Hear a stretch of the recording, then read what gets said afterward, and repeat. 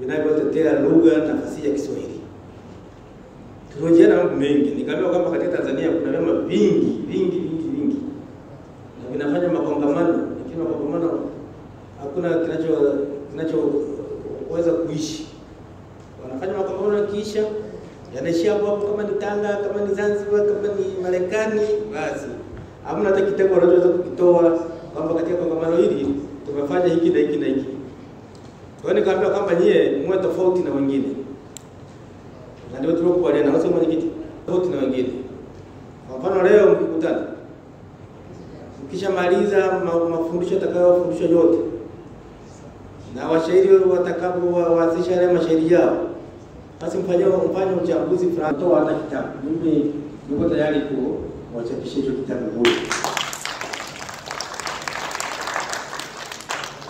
Lakini la pili, wale walimu wetu wanaofundisha kwa kweli mimi na kampuni ya uchapishaji hizo ni sehemu ya mashairi. Vitabu vinaleta vingi sana, kwa kweli hata mtu unasoma mashairi mpaka hata msingi. Unajiuliza dhamira yake nini mtu. Unaelewa? Sasa kwa sababu sisi ni